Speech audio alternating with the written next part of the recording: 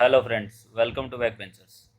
आज last lecture में हमने वाटर प्रॉपर्टीज ऑफ सॉइल की स्टडी कर रहे थे, जिसमें हमने वाटर कंटेंट और वॉइड रेशियो के बारे में स्टडी कर ली थी। अब हम थर्ड प्रॉपर्टी की स्टडी करते हैं। थर्ड वन प्रॉपर्टी अपनी पोरोसिटी। ठीक है। पोरोसिटी को हम डिनोट करते हैं ईटा से। पोरोसिटी को हम डिनोट करते हैं ईटा से। इसकी सबसे पहले डेफिनेशन लिख देते हैं। क्या होती है? It is the it is the ratio of volume of volume of voids to the volume of soil present in the soil mass present in the soil mass soil mass के अंदर जो voids जो volume of voids है वो present है, उसको क्या बोल देंगे? पोरोसिटी। अब यहाँ पर पोरोसिटी को अगर मैथमेटिकली डिफाइन करें तो हम ये बोल सकते हैं volume of voids to the volume of soil. Volume of soil. अब इसका नोटेशन क्या हो जाएगा? वॉल्यूम ऑफ वॉइड को वी से लिखते हैं और वॉल्यूम ऑफ सॉइल को हम कैपिटल वी से लिखते हैं। यहाँ पर वॉल्यूम ऑफ सॉइल को अगर हम बात करें तो वॉल्यूम ऑफ सॉइल में यहाँ पर हम ये कर सकते हैं, इसको परसेंटेज में डिनोट करते हैं जनरली। तो यहाँ पर पोरोसिटी के साथ हम 100 और मल्टीप्लाई कर देंगे। ये आपका एक फॉर्मूला बन जाता है पोरोसिटी का। अब यहाँ पर आपको फर्स्ट थिंग है, इसकी लिमिट निकालनी आनी चाहिए। तो लिमिट क्या हो जाएगी? इसकी लिमिट निकाल के बता देते हैं। ठीक है। लिमिट सबसे पहले, लिमिट के लिए मैंने आपको बताया था कि आपको क्या मानना है। सबसे पहले ईटा की वैल्यू को क्या मान लेंगे? पोरोसिटी को 0 मान लेंगे। चेक करेंगे एक्चुअल में सॉइल एग्जिस्ट करती है कि नहीं करती। तो वॉल्यूम ऑफ वॉइड की वैल्यू क्या आ रही है? यहाँ से 0 आ रही है। अब ये बताओ, वॉल्यूम ऑफ वॉइड 0 है, इसका मतलब ये कहना चाह रहा है कि जो आपके पास ये मान लो ये सॉइल प्रेजेंट थी, इस सॉइल के अंदर जो भी चीज़ अवेलेबल है वो क्या अवेलेबल है? आपका सॉलिड अवेलेबल है। ठीक है। तो यहाँ पर एक सेकंड, हाँ, जो भी आपके पास क्या अवेलेबल है? सॉलिड अवेलेबल है।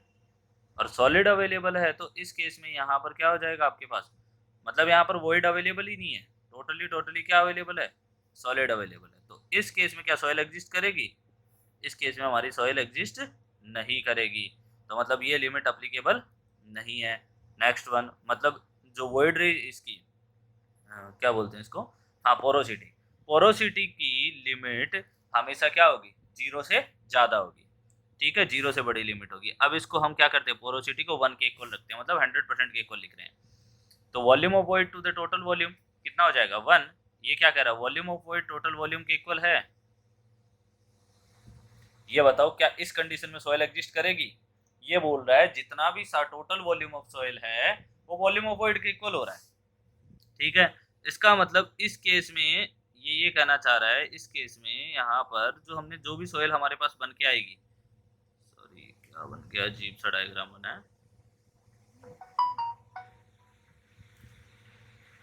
इसको मैं थोड़ा सा लिख देता हूँ ढंग से। ठीक है, डायग्राम बना देता हूँ। हाँ, अब देखो इसके अंदर जो अब ये बात कर रहा है कि यहाँ पर कंप्लीटली वॉइड्स अवेलेबल है। वॉइड्स अवेलेबल होने का मतलब क्या हुआ? यहाँ पर या तो वाटर अवेलेबल है या यहाँ पर एयर अवेलेबल है। इसका मतलब यहाँ पर सॉलिड अवेलेबल नहीं है। सॉलिड अवेलेबल नहीं है तो इस केस में क्या सॉइल एग्जिस्ट करेगी? नहीं करेगी। मैं इसको ओनली वाटर से दिखा रहा हूँ। वाटर भी क्या होता है? एक टाइप का वॉइड होता है। ठीक है। तो इस केस में भी सॉइल एग्जिस्ट नहीं करेगी। ये सारा का सारा क्या गिवन है इसमें? वॉल्यूम ऑफ वॉइड है। ये किसके इक्वल हो गया? टोटल वॉल्यूम के। मतलब इस केस में भी सॉइल एग्जिस्ट नहीं करेगी। अब हम इसको चेक करते हैं, मतलब 1 पर एग्जिस्ट नहीं कर रही तो मतलब 1 से ग्रेटर देन पे भी एग्जिस्ट नहीं करेगी। इसका मतलब हम इसको लेस देन 1 पर एग्जिस्ट करते हैं। तो यहाँ पर क्या कर देते हैं? Volume of void divide by total volume should be less than 1। That means यहाँ से आपके पास रिजल्ट क्या निकल के आता है? Volume of void less than total volume of soil. हाँ, ये पॉसिबल है। कैसे पॉसिबल है? इस केस में अगर आप डायग्राम बनाओगे तो ये कहना चाह रहा है कि वॉल्यूम ऑफ वॉइड कुछ अवेलेबल है ये यहाँ पर। ठीक है। और ये वॉल्यूम ऑफ सॉलिड है। इस पार्ट में क्या अवेलेबल है? सॉलिड। इस पार्ट में क्या अवेलेबल है? वॉइड अवेलेबल है। तो इसका मतलब क्या हो गया? ये कहना चाह रहा है कि वॉल्यूम ऑफ वॉइड है वो लेस देन है ये आपका टोटल वॉल्यूम से। और इस केस में सॉइल एग्जिस्ट करती है। इस केस में सॉइल क्या है? एग्जिस्ट करती है। तो यहाँ पर लिमिट क्या हो गई, 0 से तो बड़ी लिमिट हो जाएगी और 100 से क्या हो जाएगी, कम। मतलब अगर हम यहाँ पर लिमिट को लिखना चाहें तो हम ऐसे लिख सकते हैं, लिमिट 0 से तो बड़ी हो गई और लेस देन 100% अगर परसेंटेज में लिखनी है तो, ठीक है। और अगर इसको वैल्यूज में लिखना है तो हम इसको क्या लिख सकते हैं, 0 से बड़ा हो जाएगा और 1 से लेस देन हो जाएगा, दोनों में हम इसको डिनोट कर सकते हैं, डिपेंड करता है आपको किस में चाहिए। नेक्स्ट वन देखना यहाँ पर। अब इसके अंदर कुछ नोट की बात करते हैं, तो क्योंकि हर जगह हम नोट की बात करें तो इसमें भी कुछ नोट होंगे। तो फर्स्ट नोट, एक मिनट दूसरा कलर ले लेता हूँ, हाँ नोट फर्स्ट क्या होगा, पोरोसिटी का फॉर्मूला क्या होता है, eta is equals to volume of void divide by total volume, ठीक है। अब ये बताओ टोटल वॉल्यूम को हम क्या लिख सकते हैं, volume of void plus volume of solid लिख सकते हैं। वॉल्यूम ऑफ वॉइड को क्या करो, कॉमन ले लो, या फिर आप क्या करोगे, यहाँ पर इसमें से वॉल्यूम ऑफ सॉलिड कॉमन ले लो, तो दोनों ही तरीके से कर सकते हो। तो volume of void divide by, यहाँ से हम वॉल्यूम ऑफ सॉलिड को कॉमन ले लेंगे तो हमारे पास क्या बचेगा, volume of void divide by volume of solid plus 1। अब ध्यान से देखो इस चीज को, ये आपके पास एक रिलेशन बन के आ गया। अगर आपने कल का लेक्चर पढ़ा है तो उसमें volume of void divide by volume of solid को क्या बोलते हैं, वॉइड रेशियो। ये भी क्या बन जाएगा आपका, वॉइड रेशियो। तो यहाँ पर आपका जो नया रिलेशन बन के आएगा वो क्या रिलेशन बन के आएगा, ई अपॉन ई प्लस 1, या फिर हम इसको लिख सकते हैं ई अपॉन 1 प्लस ई का फॉर्मूला ही बोल सकते हैं। तो हमारे पास ईटा का एक नया रिलेशन निकल के आएगा, that is e upon 1 plus e. अब इसी को हम वॉइड रेशियो के टर्म में भी दिखा सकते हैं, कैसे, वो इसको वॉइड रेशियो को पोरोसिटी के टर्म्स में भी दिखा सकते हैं। कैसे करेंगे, क्रॉस मल्टीप्लाई कर दो, eta into 1 plus e is equals to e. That means यहाँ से आपके पास क्या रिलेशन निकल के आ जाएगा, eta plus eta into e is equals to e. ले लो यहाँ से कॉमन, ई एक साइड, ई वाली टर्म एक साइड ले लो, eta is equals to e minus eta into e. तो यहाँ पर eta is equals to e common ले लो तो 1 माइनस ईटा, ठीक है, 1 माइनस ईटा। तो यहाँ से eta upon 1 minus eta is equals to क्या बन जाएगा आपको, वॉइड रेशियो। ये आपके पास दूसरा फॉर्मूला बन गया। तो ये आपको फॉर्मूले थोड़े से ध्यान रखने में, इनको हाईलाइट भी कर रहा हूँ यहाँ पर, तो थोड़ा सा ध्यान रखना कि क्या पूछा जा रहा है। हाँ देखना क्या क्या चीज़ इंपॉर्टेंट है। फर्स्ट वन आपको ये फॉर्मूला याद रखना है क्या है, ठीक है। सेकंड वन इसकी लिमिट, दिख तो जाना चाहिए, मैंने रेड पे रेड कर तो दिया है बट दिख जाएगा आपको। थर्ड वन आपको पोरोसिटी और वॉइड रेशियो का रिलेशन दोनों टर्म्स में याद होना चाहिए। नंबर ऑफ टाइम इन पर एग्जाम्स में क्वेश्चन पूछे जाते हैं, तो ये आपको चारों चीज़ें याद रखनी है। अभी पोरोसिटी की टर्म्स पूरी खत्म नहीं हुई है, अभी सेकंड नोट की तरफ चलते हैं। ये फर्स्ट नोट था, समझ में आ गया होगा। नोट सेकंड क्या कहता है, देखो यहाँ पर पहले लिख देता हूँ फिर समझा देता हूँ। बोथ ई एंड ईटा मतलब वॉइड रेशियो एंड पोरोसिटी किसको सिग्निफाइज करते हैं, signifies the water storage capacity, water storage capacity of the soil. Water storage capacity को शो करते हैं सोइल की। मतलब दोनों ही किसको रिप्रेजेंट करते हैं, वॉइड्स को रिप्रेजेंट कर रहे होते हैं। दोनों के फॉर्मूले में क्या आ रहा है, वॉल्यूम ऑफ वॉइड की बात हो रही है। और वॉल्यूम ऑफ वॉइड मतलब क्या हो गया, सॉलिड के बीच का स्पेस। और सॉलिड के बीच के स्पेस में अगर हम वाटर को डाल दें, या वाटर इसके अंदर क्या बोल सकते हैं इस टर्म्स को, हाँ इसमें अगर वाटर पोर कर दें तो इसके अंदर जितना भी स्पेस होगा वाटर ले लेगा, खाली स्पेस होगा। इसका मतलब क्या हो गया कि both void ratio and porosity दोनों ही किसको सिग्निफाई करते हैं, water storage capacity of soil को स्पेसिफाई करते हैं। इसका रीजन लिख देते हैं, एज दे रिप्रेजेंट, क्यों लिखते हैं इसलिए, as they represent volume of voids in it, किसको रिप्रेजेंट करें, वॉल्यूम ऑफ वॉइड को। नेक्स्ट वन थर्ड नोट की तरफ चलते हैं जो इंपॉर्टेंट है। नोट थर्ड देखो, एक क्या है कि हमने वॉइड रेशियो को जब डिफाइन किया था तो हमने क्या बोला था, volume of void to the volume of solid. Similarly अगर हमने पोरोसिटी की बात की थी तो हमने वहां पर बात की थी volume of void to the total volume, दोनों फॉर्मूले की बात की थी। एक है सॉलिड के रेस्पेक्ट में, एक है टोटल वॉल्यूम के रेस्पेक्ट में। टोटल वॉल्यूम है वो चेंज हो सकता है किसी भी पर्टिकुलर सॉइल के लिए, ठीक है, बट उस पर्टिकुलर सॉइल में जो सॉलिड की क्वांटिटी है वो सेम रहेगी। क्योंकि जैसे ही हम वाटर ऐड करते हैं, वाटर एक्सपेल आउट करते हैं, तो वॉल्यूम तो चेंज हो जाएगा सॉइल का, बट उस केस में volume of solid remain same रहता है। इस वजह से हम जो मोर सिग्निफिकेंट होगा वो वॉइड रेशियो होगा। तो यहाँ पर हम लिख देते हैं since volume of solid is comparatively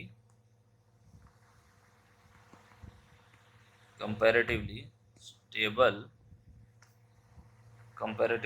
than volume of soil as it does not depends on volume of voids. Hence, engineering significance of void ratio is more than porosity. ये हम कह सकते हैं, इसको हाईलाइट भी कर देते हैं। इंजीनियरिंग सिग्निफिकेंस है वॉइड रेशियो का, वो पोरोसिटी से क्या होता है, ज़्यादा होता है। ठीक है, इस टर्म को थोड़ा याद रखना है। ये हमारी बात होगी पोरोसिटी की। नेक्स्ट टर्म की तरफ चलते हैं हम। नेक्स्ट टर्म हो जाएगी हमारी फोर्थ वन टर्म की तरफ चलते हैं। अब तक 3 कर दी ना। हाँ, वाटर कंटेंट हो गया, वॉइड रेशियो होगा, पोरोसिटी होगी। नेक्स्ट वन चलते हैं हम, degree of saturation.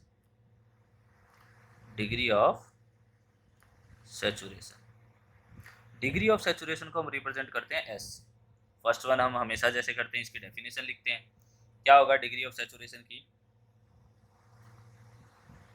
It is defined as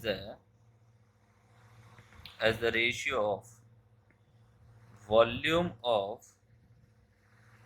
of water to the volume of voids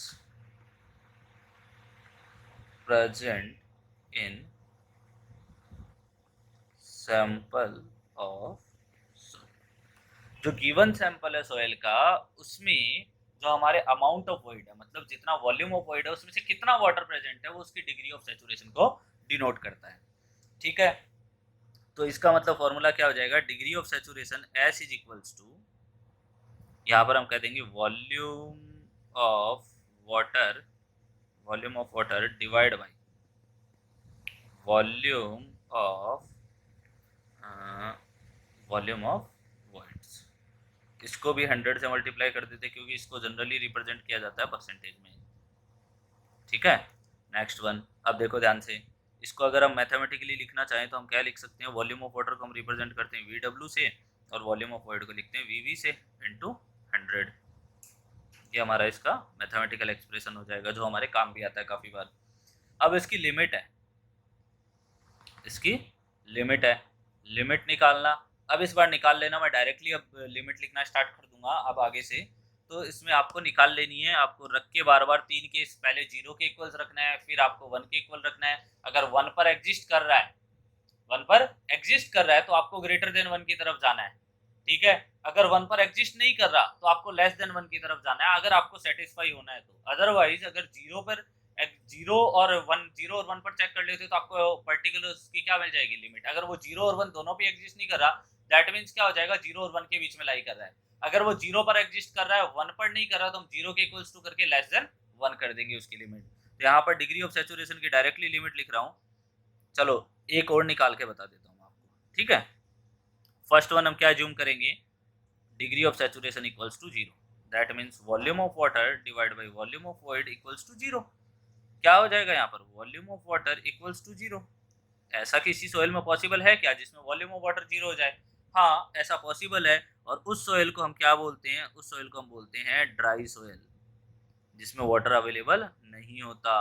dry soil के कंपोनेंट क्या क्या हो जाएंगे, फर्स्ट वन सॉलिड हो जाएगा, सेकंड वन क्या हो जाएगी, एयर हो जाएगी। नेक्स्ट वन सेकंड केस लेते हैं। सेकंड केस देखना, डिग्री ऑफ सैचुरेशन की वैल्यू 1 रखी, तो volume of water divide by volume of void equals to क्या हो जाएगा, 1। तो मतलब volume of water volume of void के इक्वल हो जाएगा। इसका मतलब ये कहना चाह रहा है कि जितना भी वाटर है वो सारा का सारा उसके जितने भी वॉइड्स थे उसके अंदर फिल हो चुका है, या मतलब हम ये कह सकते हैं जितने मैक्सिमम वॉइड थे वो सारे के सारे फिल किससे हैं, वाटर से फिल है।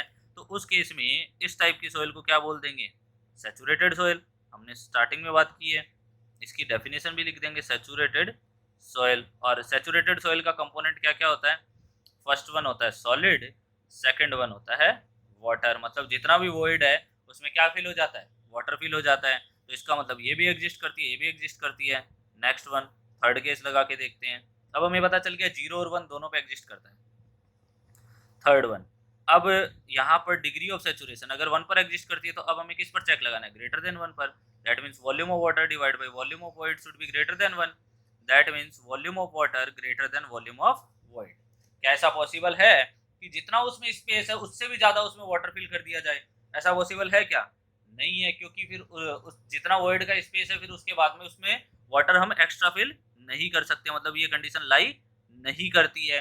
तो यहाँ पर हमारे पास जो लिमिट लिखने के लिए आएगी तो लिमिट को हम क्या लिख सकते हैं, इसकी डिग्री ऑफ सैचुरेशन की, ये 0 पर भी एग्जिस्ट कर रही थी और लेस देन इक्वल्स टू 100% पर भी एग्जिस्ट कर रही थी। इसका मतलब 0 और 100% दोनों पर एग्जिस्ट करती है लिमिट। नेक्स्ट वन, अब डिपेंड करेगा 0 से लेके 100% तक डिग्री ऑफ सैचुरेशन की लिमिट होती है, उसमें अलग अलग एक पर्टिकुलर रेंज डिफाइन की गई है जिसमें बताया गया है सोइल का नेचर कैसा होता है। तो पहले उसका स्टेटमेंट लिख देते हैं, depending upon degree of saturation को डायरेक्टली मैं लिख रहा हूं, depending upon degree of saturation. Degree of saturation मतलब आगे कहीं भी डिग्री ऑफ सैचुरेशन की बात होगी तो हम डायरेक्टली कैपिटल एस काम में लेंगे। The soil may be stated as, soil may be stated as, first one हो जाएगी ड्राई, सेकंड वन हो जाएगी ह्यूमिड, थर्ड वन हो जाएगी डैम्प सॉइल, फोर्थ वन हो जाएगी moist soil and fifth one हो जाएगी वेट। एंड इसको हम बोल सकते हैं नेक्स्ट वन को सैचुरेटेड। तो हमारे पास इतने टाइप की सॉइल होती है। अब इस चीज को हम ग्राफ से देख लेते हैं कि किसकी लिमिट क्या होती है, किसकी लिमिट क्या होती है। ठीक है, तो सबसे पहले हम एक ग्राफ बनाते हैं सारे टाइप की सॉइल के लिए।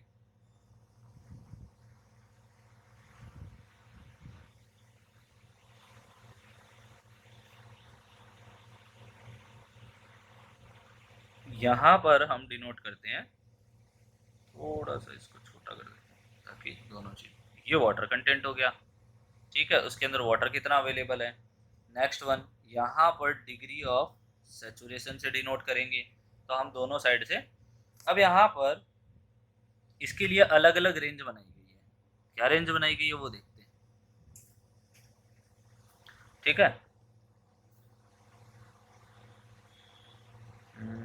कौन सा कलर लें विजिबल हो जाए इजीली, चलो वाइट कलर हो जाए।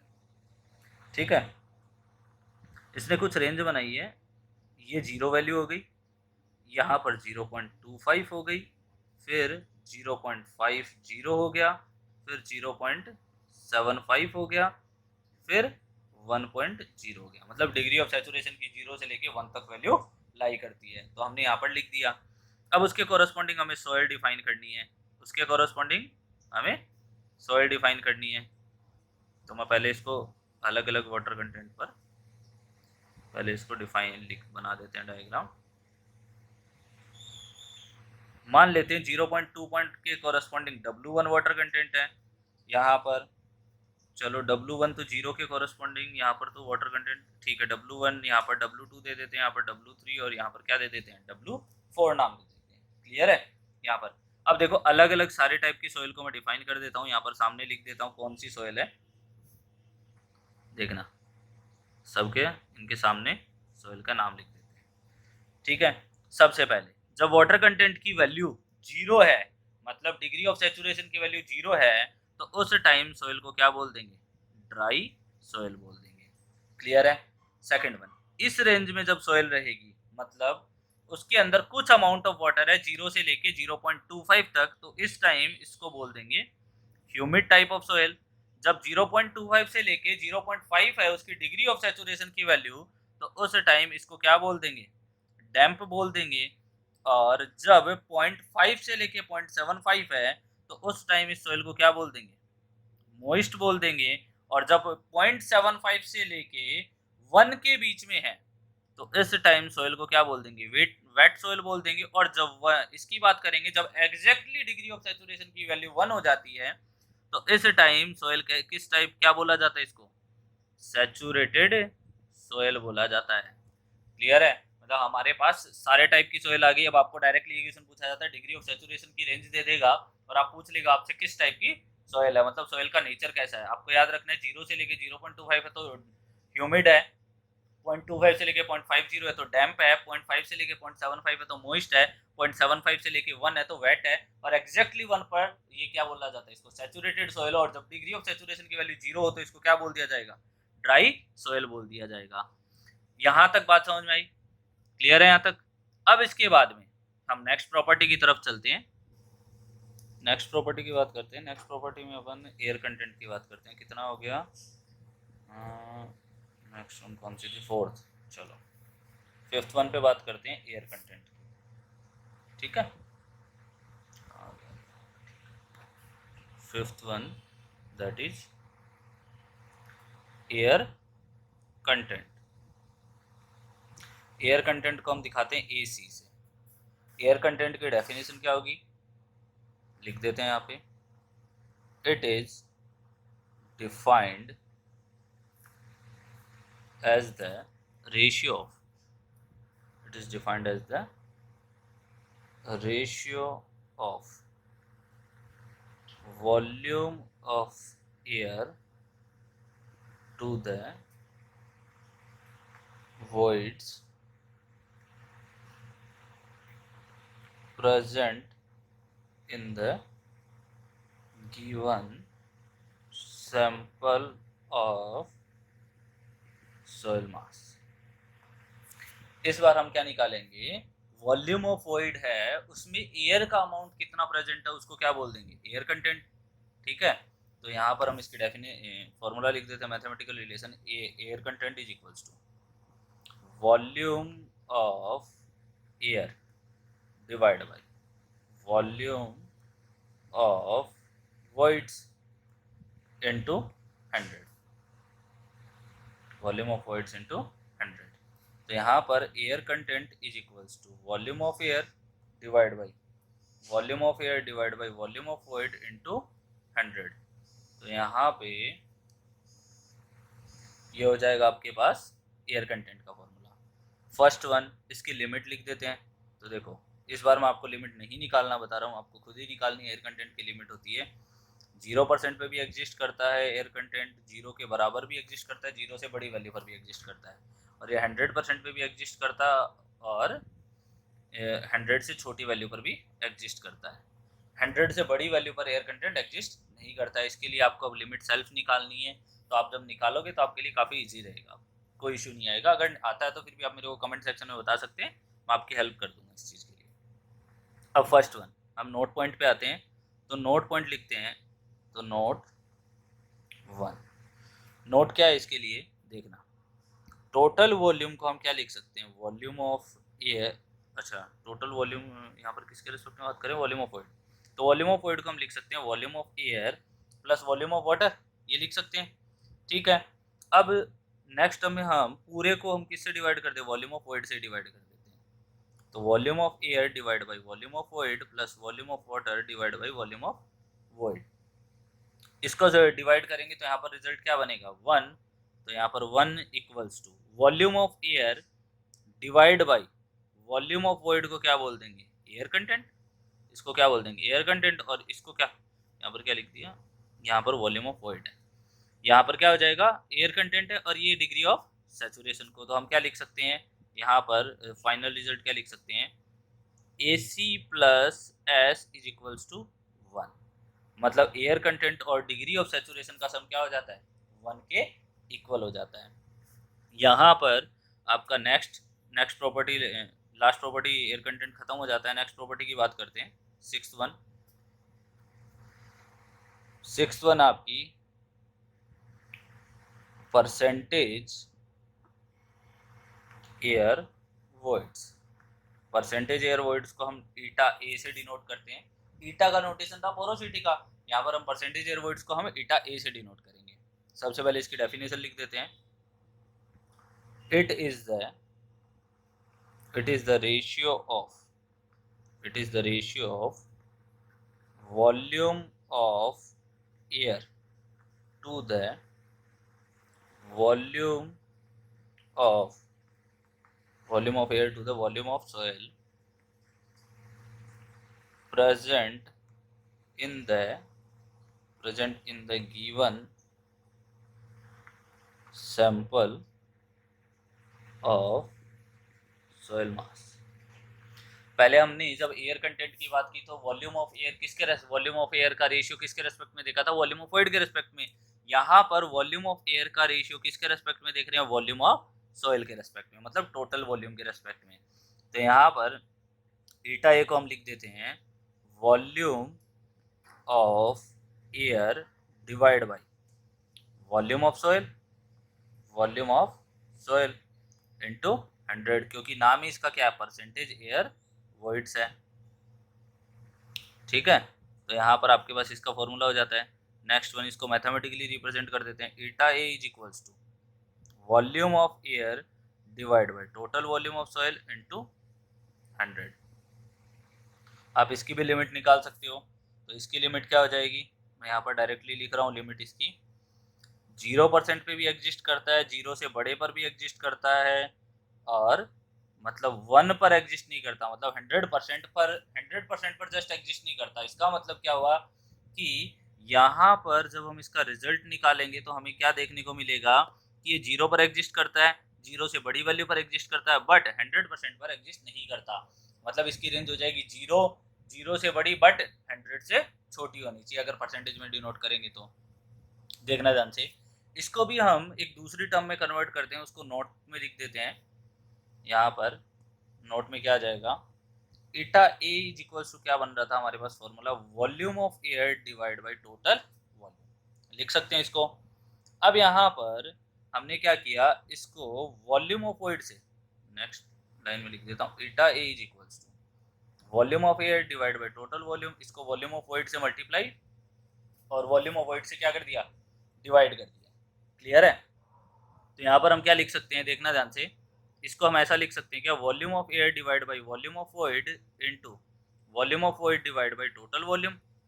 यहाँ पर आप जब देखोगे तो आपके पास volume of air divide by volume of void, इसको हम बोल सकते हैं एयर कंटेंट, और इसको हम क्या बोल सकते हैं, पोरोसिटी, इसको हम क्या बोल सकते हैं, ईटा। तो यहाँ पर हमारे पास एक रिलेशन ये आ जाता है, ईटा ए इक्वल्स टू क्या लिख सकते हैं, eta a is equals to a c into eta.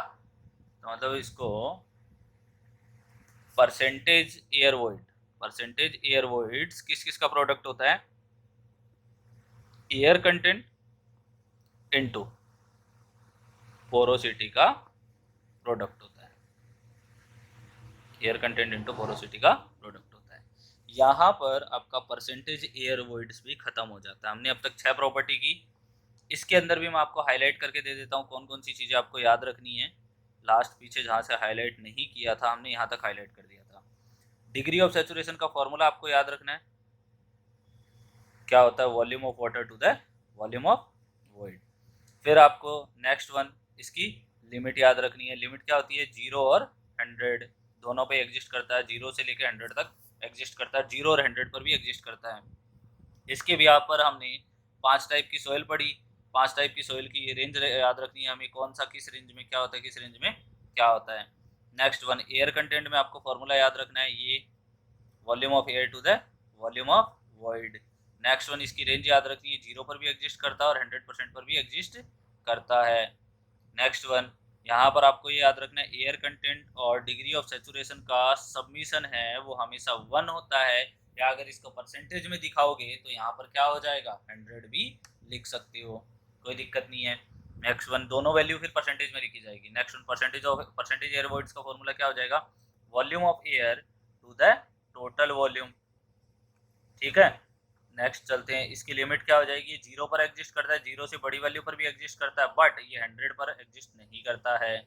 Next one, इसका एक रिलेशन और निकाला, eta a is equals to, मतलब percentage air voids is equals to air content into porosity, और इसको हमने थ्योरेटिकली भी लिख दिया, काफी बार ये क्वेश्चन एग्जाम में पूछा हुआ है, तो थोड़ा ध्यान रखना है इस क्वेश्चन के ऊपर। यहां तक हमने बात कर ली अब तक 6 प्रॉपर्टीज की। नेक्स्ट वन हम चलते हैं अगली प्रॉपर्टीज पर, और वो मोस्ट इंपॉर्टेंट प्रॉपर्टीज है, उसको बहुत ध्यान से समझना है उस प्रॉपर्टी को। हाँ, चलते हैं नेक्स्ट प्रॉपर्टी पर। नेक्स्ट प्रॉपर्टी है 7th नंबर। 7 नंबर प्रॉपर्टी क्या है, 7 नंबर प्रॉपर्टी अपनी यूनिट वेट की। ठीक है, यूनिट वेट, और यहां पर हम इस प्रॉपर्टी में ध्यान रखना, यूनिट वेट एंड साथ में लेंगे बल्क डेंसिटी, या फिर हम उसको बोल देंगे यूनिट डेंसिटी को, मतलब डेंसिटी का रिलेशन भी हम साथ ही बताएंगे। देखो ध्यान से, यहाँ पर मैं कुछ चीजें मेंशन कर रहा हूँ छोटी छोटी, वो मेंशन नोट्स में आप करो तो कर देना, नहीं तो कोई इश्यू नहीं है। डेंसिटी के लिए जब भी हम बात करेंगे तो मास की बात करेंगे, यहाँ पर यूनिट वेट की बात कर रहे हैं, तो इसके लिए हम जब भी बात करेंगे तो इसके लिए हम वेट की बात करेंगे। ठीक है, इसके नोटेशन, यूनिट वेट के जो भी नोटेशन होंगे उनको हम गामा से लिखेंगे, क्लियर है, और डेंसिटी के जितने भी रिलेशन आएंगे उनको हम रो से लिखेंगे। यह हमें चीज याद रखनी है। दोनों की डेफिनेशन में कोई डिफरेंस नहीं आता, बस मास और वेट का आता है, बाकी कोई डिफरेंस नहीं आता है, तो इसीलिए हम दोनों को एक ही साथ पढ़ेंगे, क्लियर है। फर्स्ट वन स्टार्ट करते हैं। इसमें 4-5 टाइप के हम यूनिट वेट पढ़ेंगे। तो फर्स्ट वन इसका bulk unit weight, bulk unit weight, इसको हम गामा बी से डिनोट कर देंगे। फिर यहाँ पर लिख सकते हैं दूसरा word bulk density, bulk density को रो बी से डिनोट कर देंगे, क्लियर है यहाँ तक। अब इसके बाद हम आगे चलते हैं, क्या हो जाएगा, थोड़ा सा ध्यान रखना है कि बस इसको समझते चलना है। मैं इसमें मैथमेटिकल एक्सप्रेशन भी एक्सप्लेन कर दूंगा, उसके बाद आपको समझते हुए चलना है कि चीजें कहाँ पर आपको क्या क्या करना है। ठीक है, उससे पहले मैं यहाँ पर कुछ चीज मेंशन कर रहा हूँ। तो देखो, अगर मैं टोटल वेट की बात करूंगा तो W is equals to weight of water plus weight of solid होता है, ध्यान रखना। जबकि टोटल वॉल्यूम की बात करूंगा तो volume of air plus volume of water plus volume of solid होता है। इन दोनों, या अगर ये दोनों पॉइंट याद है और आपको डेफिनेशन समझ में आ गई तो आप किसी भी यूनिट वेट की डेफिनेशन लिख सकते हो। ठीक है, समझना, फर्स्ट क्या कह रहे हैं उसको समझना। ठीक है, क्या है, सबसे पहले it is the ratio of weight oblique mass of soil in existing condition to the total volume of soil mass, क्या बोल रहा है कि वेट और मास है, जो भी आप अगर डेंसिटी कंसीडर कर रहे हो तो मास ले लो, अगर यूनिट वेट कंसीडर कर रहे हो तो वेट ले लो। तो ये बोल रहा है वेट पर यूनिट वॉल्यूम कब, जब एग्जिस्टिंग कंडीशन, मतलब जो भी आपको कंडीशन गिवन है अगर आप उसी में बात कर रहे हो तो वो एग्जिस्टिंग कंडीशन होती है। ठीक है, तो एग्जिस्टिंग कंडीशन में चाहे वो ड्राई हो, चाहे वो वेट हो, चाहे वो मॉइस्चर उसके अंदर वाटर हो नहीं हो, सैचुरेटेड कंडीशन में हो, तो वो सारी एग्जिस्टिंग कंडीशंस होती है। अगर हमें पता नहीं है तो उसके बारे में कुछ भी, तब तक हम उसको स्पेसिफाई नहीं करते। तो इसका मतलब क्या हुआ कि जब भी हम स्पेसिफाई करेंगे, हमें अगर कंडीशन नहीं पता तो हम क्या बोल देंगे, बल्क डेंसिटी या बल्क यूनिट वेट। तो इसको मैं यहाँ पर मेंशन कर देता हूँ, पहले गामा बी, और इसको गामा से भी दिखाते हैं। ठीक है, कई बुक्स में गामा से भी दिखाया गया है, यहाँ पर लिख देता हूँ weight of soil in existing condition divide by volume of soil. तो देखो weight of soil in existing condition, इसका मतलब हम क्या लिख देंगे, टोटल वेट लिख देंगे, डिवाइड बाय टोटल वॉल्यूम लिख देंगे। टोटल वेट का मतलब क्या हो गया, उसमें वाटर है तो ठीक है, सॉलिड है तो ठीक है, सॉलिड तो होगा ही होगा, ठीक है। यहाँ पर वॉल्यूम ऑफ एयर आ जाएगा, वॉल्यूम ऑफ वाटर आ जाएगा और वॉल्यूम ऑफ सॉलिड हो जाएगा। ये आपका गामा बी हो जाता है, गामा बी, या फिर और गामा से इसको डिनोट कर देते हैं, ठीक है। ये आपका गामा बी हो जाता है, क्लियर है। सिमिलरली डेंसिटी लिख देते हैं, जिसको हम रो बी और रो से डिनोट करते हैं। तो यहाँ पर लिख देंगे mass of soil in existing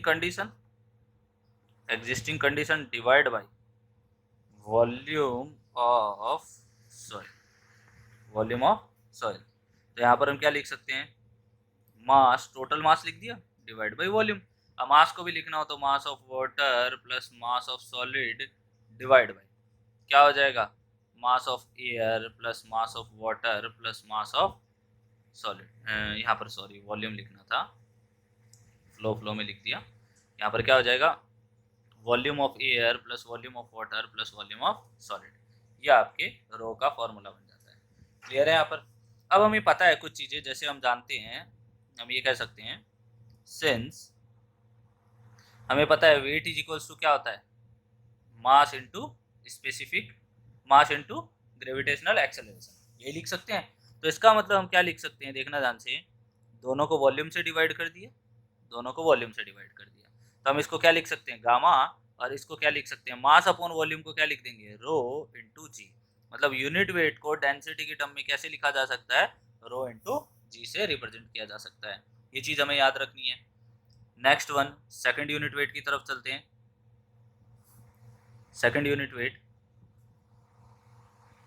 first one second unit weight, dry unit weight. Dry unit weight, इसको हम गामा डी से दिखाएंगे, और ड्राई डेंसिटी, ड्राई डेंसिटी इसको हम रो डी से रिप्रेजेंट करेंगे, ठीक है।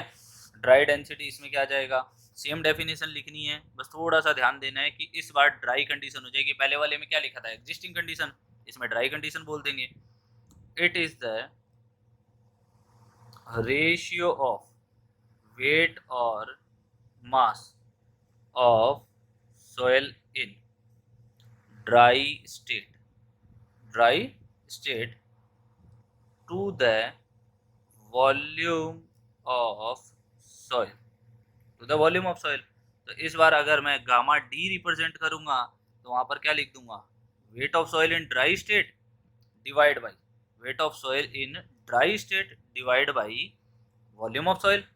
तो यहाँ पर अब ये बताओ, यहाँ पर अगर मैं इसको ऐसे लिखता हूँ, वेट ऑफ वाटर और wait of solid divide by volume, हाँ देखना ध्यान से, वॉल्यूम ऑफ सॉइल। तो यहाँ पर volume of air plus volume of water plus volume of solid. अब ये बताओ, ड्राई स्टेट है, ड्राई स्टेट में क्या वाटर एग्जिस्ट करेगा, ड्राई स्टेट में क्या वाटर एग्जिस्ट करेगा, नहीं करेगा। तो उस केस में हम क्या लिख सकते हैं, ड्राई स्टेट के लिए सेकंड वन, यहाँ पर हम क्या लिख देंगे, वॉल्यूम ऑफ वाटर की वैल्यू जीरो, मतलब वेट ऑफ वाटर और वॉल्यूम ऑफ वाटर की वैल्यू जीरो। तो ये फॉर्मूला क्या बन जाएगा, W D upon volume of air plus volume of solid. अगर आपको डिटेल पूछ ले, मतलब इसके अंदर कोई अंदर से पूछ ले क्वेश्चन, तो आप इस तरीके से लगा सकते हो। सिमिलरली अगर यहाँ पर मैं इसको डेंसिटी के टर्म में रिप्रेजेंट करें, तो डेंसिटी के टर्म में रिप्रेजेंट करेंगे तो mass of dry soil divide by total volume, इससे हम रिप्रेजेंट कर सकते हैं। तो अब यहाँ से अगर मैं डायरेक्टली लिखना चाहूँ तो देखना, मास को हम ऐसे लिख सकते हैं क्या, मास ऑफ ड्राई सोइल, तो एम डी से डिनोट हो जाएगा, क्योंकि इसमें सॉलिड ही रहेगा, वाटर तो रहेगा नहीं, वाटर नहीं रहेगा। तो उस केस में यहाँ पर इसको volume of air plus volume of solid, इसको डायरेक्टली ऐसे रिप्रेजेंट कर सकते हैं। क्लियर है यहाँ तक। नेक्स्ट वन, ये मैं रेशियो इसलिए करवा रहा हूँ, आगे जाके हम रिलेशन करेंगे किसकी वैल्यू कम होती है किसकी वैल्यू ज़्यादा होती है, इसलिए मैं इतना डिटेल में करवा रहा हूँ इस चीज़ को, ठीक है। नेक्स्ट वन, इसके अंदर कुछ नोट पॉइंट आते हैं, वो क्या आते हैं, ये क्या करता है, जो गामा डी होता है या फिर रो डी होता है, मतलब ड्राई डेंसिटी होती है, ड्राई यूनिट वेट होता है, ये डिग्री ऑफ डेंसनेस को रिप्रेजेंट करता है। कैसे करता है देखना, पहले इसको लिख देते हैं। It can also be used to represent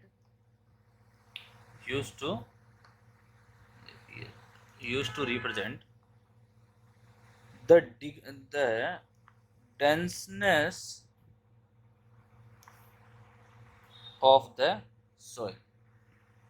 ये किसके लिए रिप्रेजेंट किया जाता है, डेंसनेस ऑफ सॉइल, डेंस कितनी है सॉइल, क्योंकि उसमें सॉलिड की क्वांटिटी कितनी है उसके अकॉर्डिंग, जितनी सॉलिड की क्वांटिटी होगी, देखो ध्यान से इधर से, जितनी डब्ल्यू डी ज़्यादा होगा उतना ही आपकी क्या होगी, गामा डी की वैल्यू ज़्यादा होगी।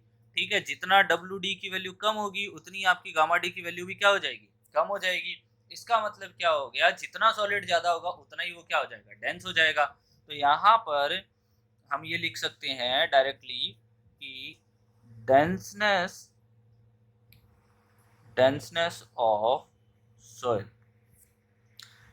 किसके प्रोपोर्शनल हो गया, डायरेक्टली गामा डी के प्रोपोर्शनल हो गया। क्लियर है इस स्टेटमेंट को। एज हमने यहाँ पर वॉइड रेशियो में एक टर्म और पढ़ी थी, वॉइड रेशियो की टर्म याद हो तो मैंने बताया था कि कल ही बताया था, denseness of soil indirectly proportional to e आया था। ये भी हमने एक रिलेशन किया था, तो दोनों को याद रखना, दोनों इंपॉर्टेंट है, कहीं से भी कुछ भी क्वेश्चन पूछ सकता है। तो यहाँ पर हमें चीजें याद रखनी है। अब देखो ध्यान से, अगर दोनों ही डेंसनेस को लेफ्ट टर्म दोनों की बराबर है तो क्या हम इससे एक रिजल्ट ऐसा लिख सकते हैं क्या, गामा डी है वो इनडायरेक्टली प्रोपोर्शनल टू ई हो जाएगा। लिख सकते हैं ऊपर वाले दोनों रिलेशन से, इससे और इससे लिख सकते हैं, क्योंकि दोनों ही डेंसनेस को रिप्रेजेंट कर रहे हैं, दोनों ही डेंसनेस को रिप्रेजेंट कर रहे हैं, तो गामा डी का रिलेशन क्या हो जाएगा, indirectly proportional to void ratio. Clear है यहाँ तक। नेक्स्ट वन, हाँ नेक्स्ट टर्म क्या हो जाएगी अपनी, saturated unit weight. Saturated unit weight दो लिखे हैं ना, थर्ड वन चलो यही नए पेज पे लिख देते हैं। Third one, saturated unit wait. ठीक है, सैचुरेटेड यूनिट वेट को हम दिखा देंगे गामा सैचुरेटेड से, एंड दूसरा क्या लिख देंगे, सैचुरेटेड डेंसिटी, इसको हम दिखा देंगे रो सैचुरेटेड से। क्लियर है। इसमें लिखेंगे, इसकी सबसे पहले डेफिनेशन लिखेंगे, क्या होती है इसकी definition, it is the ratio of weight oblique mass of soil in saturated state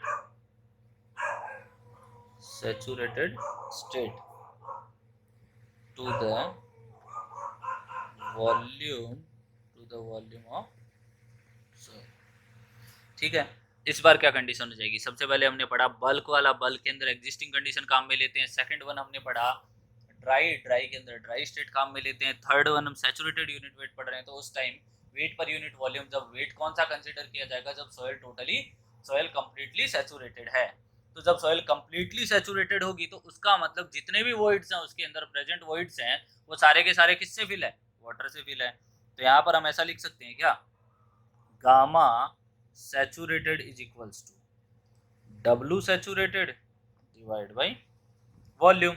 अब इसको और एलोबरेट कर देते हैं, तो यहाँ पर डब्ल्यू सैचुरेटेड में क्या हो जाएगा, weight of water plus weight of solid divide by volume of air plus volume of water plus volume of solid. अब ये बताओ, जब कंप्लीटली सैचुरेटेड है तो एयर की वैल्यू कितनी हो जाएगी, एयर की वैल्यू को हम क्या लिख देंगे, जीरो।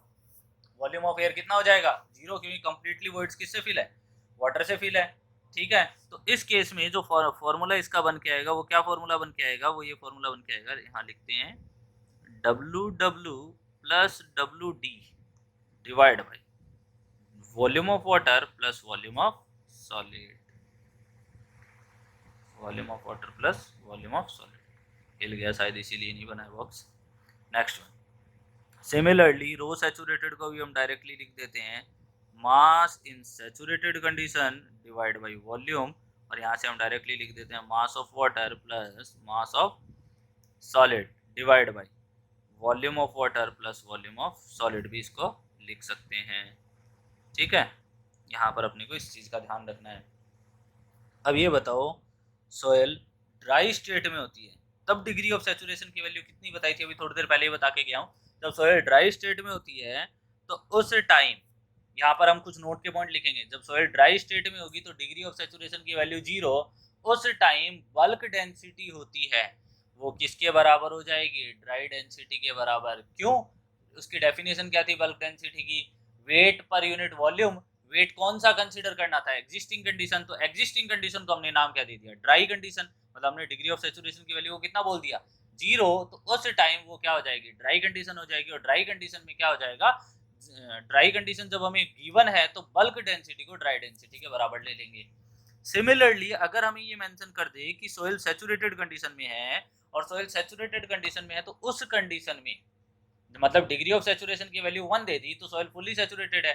फुल्ली सैचुरेटेड है तो उस टाइम जो बल्क डेंसिटी हो जाएगी, क्योंकि उस टाइम एग्जिस्टिंग कंडीशन क्या है, सैचुरेटेड कंडीशन, तो उस टाइम बल्क डेंसिटी किसके बराबर हो जाएगी, सैचुरेटेड डेंसिटी के बराबर हो जाएगी या सैचुरेटेड यूनिट वेट के बराबर हो जाएगी। तो यहाँ पर नोट लिख देता हूँ, note if soil is in dry state, soil कैसी स्टेट में, dry state, that is S is equals to 0।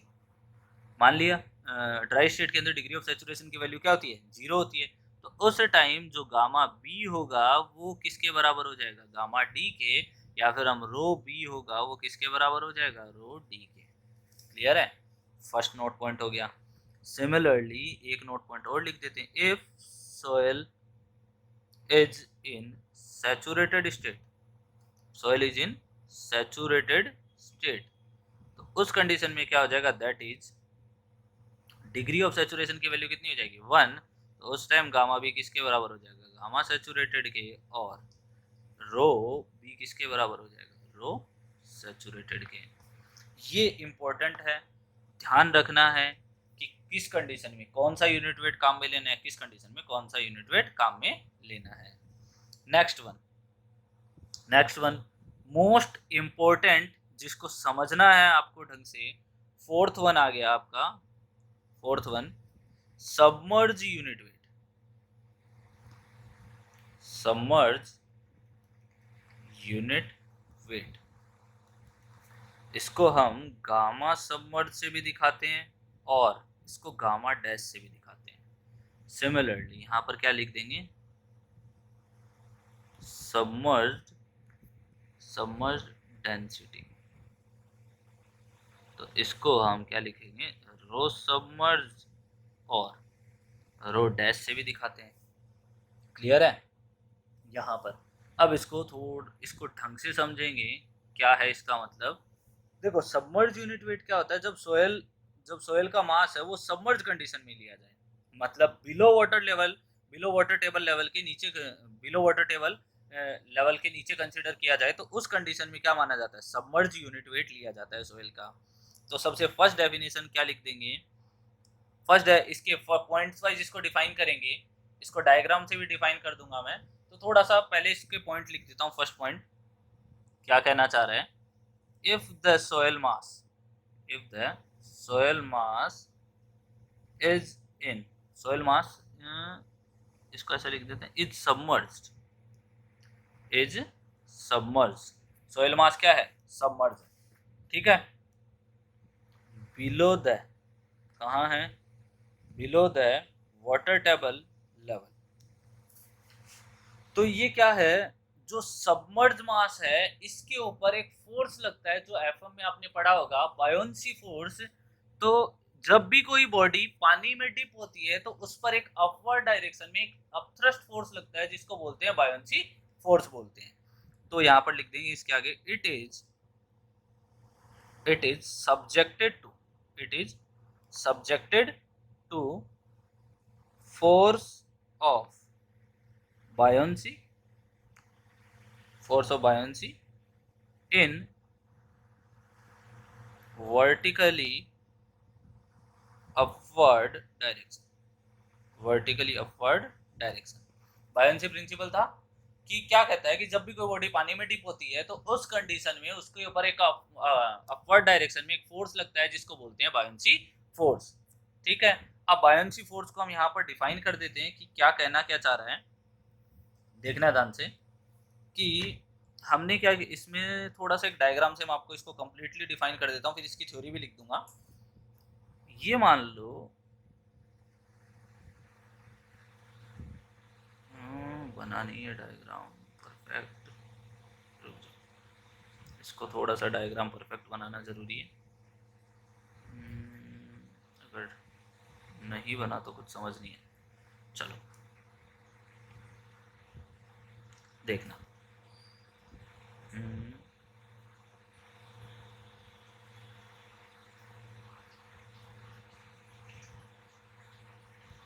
Hmm,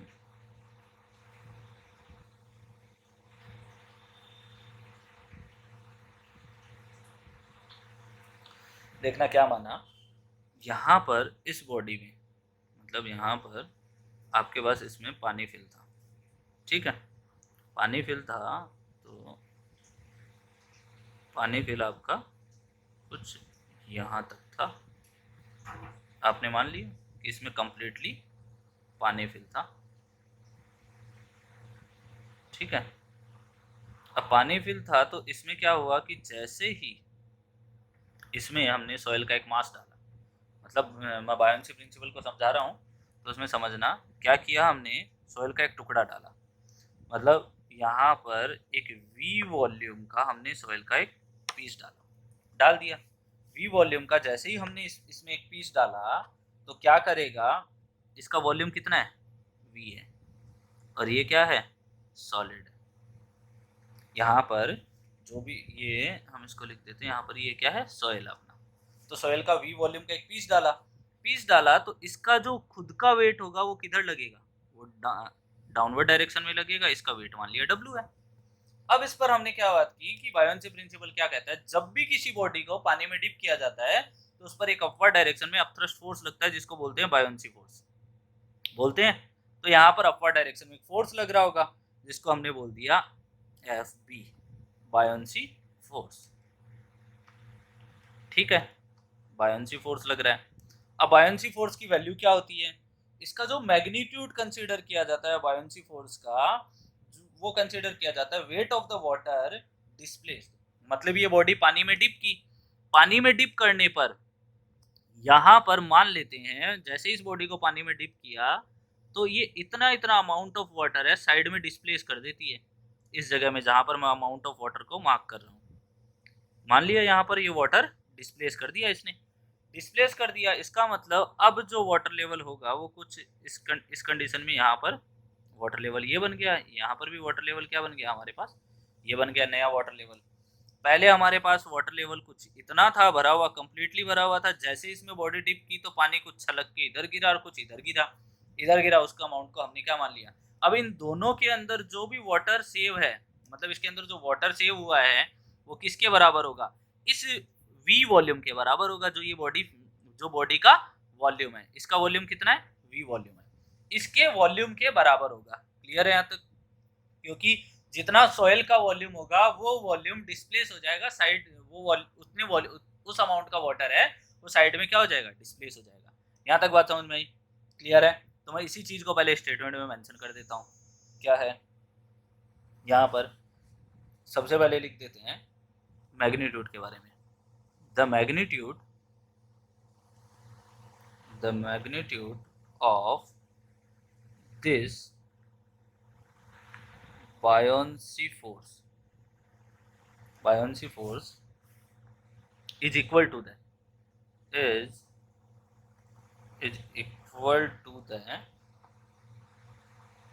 weight of water, is equal to the weight of water। मतलब यहाँ पर हमने वाटर की बात की है बट यहाँ पर लिक्विड की बात करते हैं, लिक्विड लिख देते हैं, wait of water displaced, wait of water displaced. Next क्या होगा, बायोन्सी फोर्स लगा तो उससे क्या होगा, तो वो भी लिख देते हैं, due to this buoyancy force, due to this buoyancy force, weight of the soil reduced, and this reduction, ये रिडक्शन किसके बराबर होगा? This reduction weight of soil is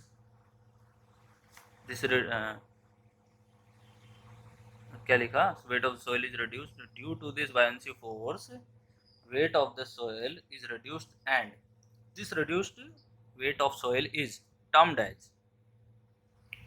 as submerged, इसका दूसरा नाम लिख सकते हैं बायोन्ट, ऑब्लिक लिख सकते हैं APPARENT, अपरेंट, या फिर हम लिख सकते हैं इसको इफेक्टिव वेट ऑफ सॉइल। अब इस लाइन का लास्ट वाली का मतलब समझना, क्या बोला है कि जैसे ही इस पर बायोन्सी फोर्स लगेगा तो सेम अमाउंट का वाटर क्या हो जाएगा, यहाँ पर सेम वॉल्यूम का वाटर क्या हो जाएगा, साइड में इस जगह और इस जगह मिलकर डिस्प्लेस हो जाएगा। फिर क्या लिखा? Due to this buoyancy force weight of the soil is reduced, क्योंकि क्या हो गया, डब्ल्यू वेट इधर लग रहा था और अपवर्ड डायरेक्शन में बायोन्सी फोर्स लग रहा था, तो नेट जो वेट है वो तो रिड्यूस हो जाएगा, क्योंकि नेट अगर इस पर फोर्स लिखेंगे, नेट वेट लिखेंगे, तो हम क्या लिखेंगे, डब्ल्यू माइनस एफ बी लिखेंगे। तो ये जो रिडक्शन होगा, इसी चीज को क्या कह देते हैं, सबमर्ज वेट बोल देते हैं, बायोन्ट वेट बोल देते हैं, अपरेंट वेट बोल देते हैं, या फिर इफेक्टिव वेट ऑफ सोइल बोल देते हैं। इसको मैथमेटिकली देख लेते हैं। मैथमेटिकली कैसे लिखेंगे? गामा सबमर्ज और gamma dash is equals to W submerge upon volume. Clear है? तो डब्ल्यू सबमर्ज को हम क्या लिख सकते हैं, total weight W minus F B upon V. Clear है? अब ये बताओ, जो डब्ल्यू वेट होगा इस कंडीशन में, वो डब्ल्यू कौन सा होगा? इसका सैचुरेटेड वेट लेंगे, क्योंकि इसके सारे के सारे वॉइड्स हैं वो किससे फिल्ड है। अब जो सारे के सारे वॉइड्स होंगे वो किससे फिल्ड हो जाएंगे? सारे के सारे वॉइड्स वाटर से फिल हो जाएंगे, क्योंकि एयर का कोई प्लेस नहीं रहेगा। तो उस कंडीशन में जब सारे वॉइड्स फिल हो जाते हैं वाटर से, तो उस कंडीशन को बोलते हैं सैचुरेटेड कंडीशन। तो यहाँ पर हम इसको थोड़ा सा और क्लैरिफाई करके लिख देते हैं, डब्ल्यू सैचुरेटेड। क्लियर है? अब इसको क्या लिख सकते हैं, नेक्स्ट देखना आगे, W saturated divide by V minus, इसको डिवाइड बाई वी, मतलब यहाँ पर हम माइनस में क्या लिख सकते हैं, बायोन्सी फोर्स किसके बराबर होगा, wait of water displaced. WWD का मतलब क्या है, जितना वाटर का वेट डिस्प्लेस हुआ है उसको लिखना है यहाँ पर। तो देखो ध्यान से, यहाँ पर हम क्या लिख सकते हैं, W saturated minus weight of water displaced. तो देखो गामा इज इक्वल्स टू क्या होता है, वेट पर यूनिट वॉल्यूम। तो वेट की डेफिनेशन से यहाँ से क्या आ जाएगा, गामा इंटू वॉल्यूम। तो यहाँ पर लिख देते हैं, क्या हो जाएगा, gamma W into V W, और इसके साथ हम लिख देते हैं डिस्प्लेस्ड वाटर, ये डिवाइड बाई वी। अब ये बताओ कितना वॉल्यूम डिस्प्लेस होगा, जो वॉल्यूम ऑफ वाटर होगा वो वॉल्यूम ऑफ सॉइल के बराबर होगा इस केस में। तो यहाँ पर डब्ल्यू सैचुरेटेड हम लिख सकते हैं, डब्ल्यू सैचुरेटेड डिवाइड, यहाँ पर हम इसको क्या लिखते हैं, gamma W into volume divide by volume. ठीक है, ऐसा लिख सकते हैं ना। कैसे? देखो, ये वॉल्यूम ऑफ वाटर इस डायग्राम में देखना, वॉल्यूम ऑफ वाटर यहाँ पर कितना आएगा, इस जगह पर और इस जगह पर वॉल्यूम ऑफ वाटर कितना आएगा, जितना यहाँ से इसके वॉल्यूम के बराबर ही तो वॉल्यूम डिस्प्लेस होगा। तो वॉल्यूम ऑफ वाटर है यहाँ पर V है, वो VW के इक्वल हो जाएगा, वॉल्यूम ऑफ वाटर डिस्प्लेस्ड के इक्वल हो जाएगा। तो यहाँ पर हमने यही तो लिखा है, वॉल्यूम ऑफ वाटर डिस्प्लेस्ड को हमने किससे रिप्लेस कर दिया, V से। अब दोनों को अलग अलग कर देते हैं। देखो, W saturated divide by V minus gamma W into V divide by V. तो ये V से ये V क्या हो जाएगा, कैंसिल आउट। और डब्ल्यू सैचुरेटेड अपॉन V को अभी हम देख के आए हैं, क्या लिख सकते हैं, गामा सैचुरेटेड लिख सकते हैं माइनस गामा डब्ल्यू। तो ये गामा सबमर्ज का फॉर्मूला हो गया। यहाँ पर हम ये लिख सकते हैं नेक्स्ट लाइन में, गामा सबमर्ज और gamma dash is equals to gamma saturated minus gamma W, ये लिख सकते हैं। सिमिलरली अगर डेंसिटी के टर्म में लिखेंगे तो रो सबमर्ज और rho dash is equals to rho saturated minus rho W, इसको ऐसे भी लिख सकते हैं। क्लियर है यहाँ तक? यह हमारा इस केस में फॉर्मूला हो गया। अब देखो कुछ इंपॉर्टेंट लाइंस है जिनको हमें और समझना जरूरी है, इसमें अभी कॉन्सेप्ट पूरा नहीं हुआ है सबमर्ज का, ठीक है? तो सबमर्ज यूनिट वेट का कॉन्सेप्ट और समझना जरूरी है। उसमें क्या है, फर्स्ट थिंग, सबमर्ज सॉइल है वो ऑलवेज सैचुरेटेड सॉइल होगी। क्लियर है? ऑलवेज वो क्या रहेगी, सैचुरेटेड रहेगी। बट सैचुरेटेड सॉइल है वो जरूरी नहीं है सबमर्ज हो हमेशा। ये चीज हो सकता है स्टेटमेंट दे रहा हूं तो समझ नहीं आई हो, अभी चीज इसको समझा देते हैं। क्या लिख रहे हैं, पहले इसका स्टेटमेंट लिखते हैं। देखना, ए submerge soil will always a submerged soil will always be saturated, but vice versa is not possible, but vice versa always not possible। तो इसको थोड़ा सा और एलोबरेट करके लिख देता हूँ, but it is not necessary that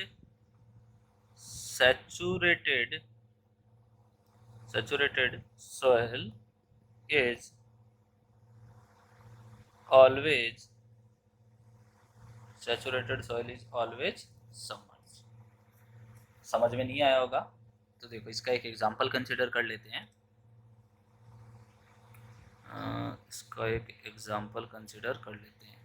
for example क्या है, देखना ध्यान से, पहले स्टेटमेंट लिख दूँ ताकि समझ में आ जाए। चलो डायग्राम से समझ।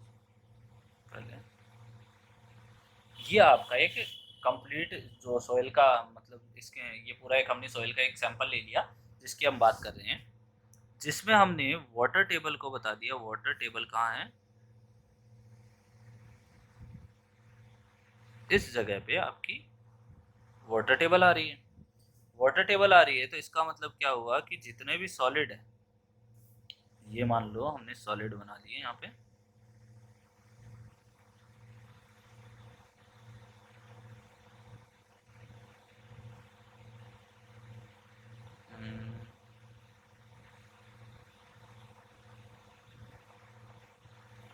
थोड़ा सा डायग्राम फटाफट बन जाए। यहाँ पर भी हमें सॉलिड रख देने, देखो ध्यान से, ऐसे होते नहीं है एक के नीचे एक, इंटरकनेक्टेड होते हैं पार्टिकल्स। मैं जस्ट यूं ही डायग्राम बना रहा हूँ रफली, तो थोड़ा समझने की कोशिश करना इस चीज़ को, देखना ध्यान से। यहाँ पर जो ब्लू कलर से दिखाई गई है वो वाटर टेबल है, ठीक है? वाटर टेबल है, इसका मतलब क्या हो गया, यहाँ पर आपके पास क्या है, इसके अंदर वाटर प्रेजेंट है, इसके बीच में क्या है, जहाँ भी वॉइड्स होंगे उस जगह बिलो वाटर टेबल हमारे पास क्या होगा, हर जगह वॉइड्स के अंदर कंप्लीटली वाटर होगा यहाँ पर, ठीक है? अब देखना, यहाँ पर जो ground water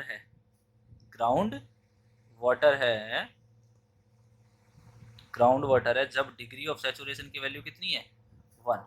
degree of saturation की यहाँ पर वैल्यू कितनी है, 1।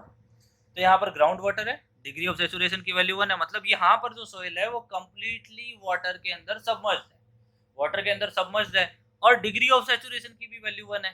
तो इसका मतलब पहली चीज, ये चीज तो क्लियर हो गई, इस submerged soil will always be saturated. यहाँ तक तो क्लियर है।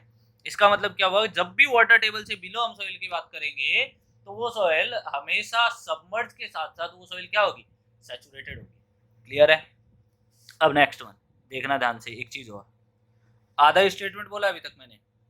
अब क्या हो गया, ड्यू टू कैपिलरी वाटर कुछ हाइट तक ट्रेवल करता है, और कैपिलरी जब भी जोन बनता है तो ये कैपिलरी जोन है, मान लो इसको यहाँ तक जहाँ पे भी ब्लू दिख रहा है वो वाटर है। और इस कैपिलरी जोन में, यहाँ पर ये कौन सा जोन है, इस वाटर को बोल देंगे कैपिलरी वाटर। इस कैपिलरी वाटर के कारण से यहाँ पर भी डिग्री ऑफ सैचुरेशन क्या है, 1। बट कहाँ तक होगी, जहां तक वाटर पहुंच पा रहा है, जहां तक वाटर पहुंच पा रहा है। मान लो इस कैपिलरी के कारण से वाटर फुल कंप्लीटली यहाँ तक पहुंच गया, ठीक है, वाटर कंप्लीटली पहुंच गया, ठीक है। अब इस कैपिलरी वाटर के कारण से यहाँ पर डिग्री ऑफ सैचुरेशन 1 है।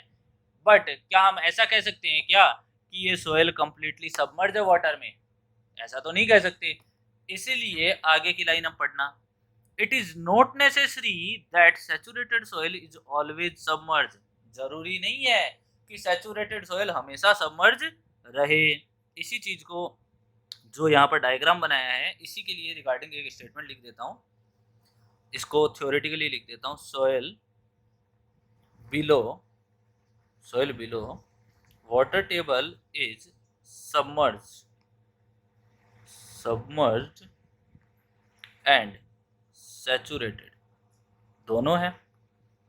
but soil above water table in capillary fringe is saturated but not submerged, अब आपको ऊपर जो लाइन लिखी इसका मतलब समझ में आ रहा होगा, क्लियर है यहाँ तक। अब यहाँ पर लास्ट वन हम यूनिट वेट की बात करते हैं, यूनिट वेट ऑफ सॉलिड। आपको अब तक कितने यूनिट वेट हो गए, शायद 4 हो गए, 4 हो गए, ठीक है। नेक्स्ट वन यूनिट वेट देखते हैं, fifth one that is unit weight of solid. इसको हम दिखाते हैं गामा एस से। और दूसरा नेक्स्ट वन, इसको लिख सकते हैं density of solid.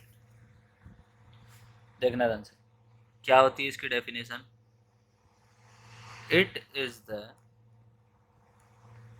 The ratio of weight oblique mass of solid to the volume of solids, ठीक है। वॉल्यूम ऑफ सॉलिड क्या बोला है कि वेट कंसिडर करो तो वेट कर लो, वेट से आपको क्या मिल जाएगा, यूनिट वेट। तो weight of solid to the volume of solid is termed as unit weight of solid, या mass of solid to the volume of solid is termed as density of solid. Density of solid को हम rho S से दिखा देंगे, ठीक है। तो gamma S is equals to weight of solid divide by volume of solid, ऐसा लिख सकते हैं, ठीक है। Similarly density of solid, weight of, यहाँ पर डेंसिटी में हम क्या लिख देंगे, mass of solid divide by volume of solid, ठीक है यहाँ तक। यहाँ पे अब देखना ध्यान से, ये अब तक आपके सारे यूनिट वेट कंसिडर हो चुके हैं जितने भी थे, क्लियर है। अब इसके साथ कुछ नोट पॉइंट है जो याद रखना है, ठीक है। नोट पॉइंट है, ये रिलेशन अभी मैं समझा दूंगा कंप्लीटली कि क्या है ये रिलेशन, तो नोट में यहाँ पे मेंशन कर रहा हूँ।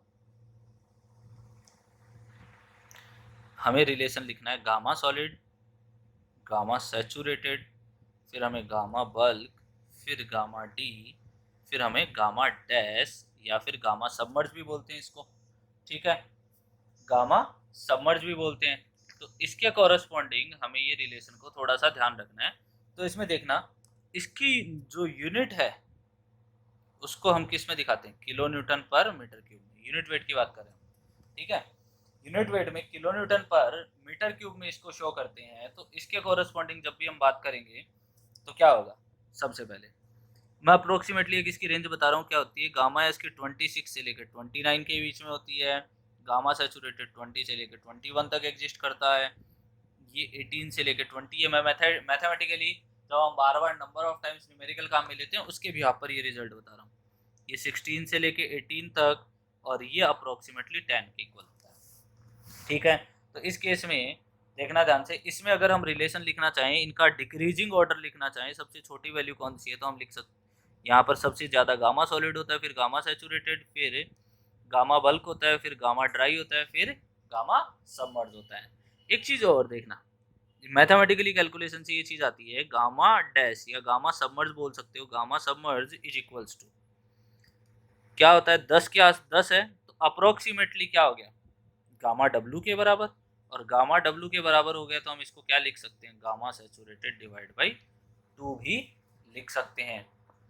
कैसे आया तो देखना, हमने गामा सबमर्ज का फॉर्मूला लिखा था, that is gamma saturated minus gamma W, ये था। अब इसको हम क्या लिख सकते हैं, यहाँ पर हम इसको क्या लिख सकते हैं, इस गामा डब्ल्यू को हम क्या लिख सकते हैं, अप्रोक्सीमेटली गामा डैश के बराबर होता है, तो यहाँ पर हम क्या लिख देंगे, ये वाली टर्म जब इधर से इधर आएगी तो क्या बन जाएगा, 2 times of gamma dash is equals to gamma saturated, और यहाँ से क्या आ जाएगा, gamma saturated is equals to gamma saturated divide by 2। Approximately result होता है ये, क्योंकि परफेक्ट रिजल्ट नहीं है। ठीक है, ये सारे आपको मैथमेटिकल बार बार आप कंप्यूटेशन कैलकुलेशन करोगे, अलग अलग जगह बार बार वैल्यूज रखोगे तो आपको ये रिजल्ट मिल जाएगा। होप यहाँ तक समझ में आया हो। चलो अब जो भी अपने को टर्म हाईलाइट करनी होती है वो हाईलाइट कर देते हैं, क्यों छोड़ें इसमें भी। ठीक है, यूनिट वेट स्टार्ट करते हैं। यूनिट वेट, फर्स्ट थिंग हमारे पास बल्क यूनिट वेट के लिए फॉर्मूला था। ठीक है, बल्क यूनिट वेट के लिए फॉर्मूला हो गया। नेक्स्ट वन, डेंसिटी को मैं हाईलाइट नहीं कर रहा हूँ। ठीक है, डेंसिटी को जब आप नोट्स बनाओ तो डेंसिटी इतना यूज नहीं होती है, इसलिए डेंसिटी को हाईलाइट नहीं कर रहा हूँ। ठीक है, ये लो, गामा ड्राई क्या हो जाएगा, weight of dry soil to the volume of soil. Next one, इसमें एक कंडीशन काम में ली थी हमने, denseness of soil directly proportional आती है गामा डी के, इसकी भी बात की थी। फिर हमने बात की, ये हम पहले बात करके आ चुके हैं, डेंसनेस ऑफ सॉइल है वो वेट रेशियो के इनडायरेक्टली प्रोपोर्शनल होती है। इन दोनों से रिजल्ट क्या आता है, गामा डी है वो जो वॉइड रेशियो है वो indirectly proportional to gamma D होता है। Next one, saturated unit weight में हम क्या था, गामा सैचुरेटेड का फॉर्मूला क्या आया था आपके पास, गामा सैचुरेटेड का आया था weight of saturated weight of soil in saturated condition divide by volume of soil. अगर सॉइल ड्राई स्टेट में होती है तो डिग्री ऑफ सैचुरेशन की वैल्यू 0 और गामा भी किसके बराबर हो जाता है, गामा डी के। और सॉइल अगर सैचुरेटेड स्टेट में होती है तो उस टाइम डिग्री ऑफ सैचुरेशन की वैल्यू 1 और गामा भी किसके इक्वल हो जाता है, गामा सैचुरेटेड के। और डेंसिटी किसके इक्वल हो जाती है, बल्क डेंसिटी किसके इक्वल हो जाती है, सैचुरेटेड डेंसिटी के। फिर सबमर्ज में कौन सा फोर्स लगता है, फोर्स ऑफ बायोन्सी लगता है। किधर लगता है, वर्टिकली अपवर्ड डायरेक्शन में लगता है। नेक्स्ट वन, इस कॉन्सेप्ट में हमें यहाँ से जो डायरेक्ट रिलेशन याद रखने हैं वो ये याद रखने हैं, उस कॉन्सेप्ट समझने के लिए था। बाकी रिलेशन आपको क्या याद रखने हैं, ये वाले रिलेशन याद रखने हैं। नेक्स्ट वन, ये चीज़ याद रखना है, submerge soil will always be saturated but it is not necessary that saturated is always submerge. इसका भी मैंने एग्जांपल दिया है यहाँ पर, कैपिलरी फ्रिंज का। फिर गामा सॉलिड का wait of solid divide by volume of solid. यहाँ से हम रिजल्ट निकालते तो हमारे पास कुछ ऐसे रिजल्ट निकल के आते हैं, ये चीज़ याद रखनी है। ठीक है, फिर एक ये छोटा सा पॉइंट याद रखना है कि गामा डैश है वो approximately equals to gamma saturated divide by 2 होता है। यहाँ तक हमने बात कर ली है डेंसिटी की। इसके बाद में हम बात करते हैं स्पेसिफिक ग्रेविटी की। हाँ, एक अपरेंट वर्ड काम आया था ऊपर। ठीक है, अपरेंट वर्ड जो काम आया था, अपरेंट वर्ड को हम यहाँ पर देख लेंगे। अपरेंट वर्ड का मतलब क्या होता है, वैसे अपरेंट वर्ड का मतलब ये होता है कि आप जो जनरलाइज मीडियम है उसके अलावा किसी दूसरे मीडियम में उसको कंसिडर कर रहे हो। जैसे हमने वेट को पहले हम नॉर्मली एयर में कंसिडर कर रहे थे, स्टैंडर्ड फ्लूइड एयर में कंसिडर कर रहे थे, वहाँ पर इसको वाटर मतलब जो भी हम जब भी यूनिट वेट की बात कर रहे थे तो उसको हम किस में कंसिडर कर रहे थे, एयर में ले रहे थे। वेट जितना भी कंसिडर कर रहे थे वो एयर मीडियम में कंसिडर कर रहे थे। जैसे ही उसका वाटर मीडियम चेंज किया तो वहाँ पर क्या लग गया, नई टर्म यूज हो गई, दैट इज अपरेंट। बस इतना सही मतलब है अपरेंट का। तो यहाँ पर हम बात करते हैं स्पेसिफिक ग्रेविटी की। वैसे 1 1 hour 14 minute। ठीक है, स्पेसिफिक ग्रेविटी की बात करते हैं। चलो, स्पेसिफिक ग्रेविटी क्या होती है?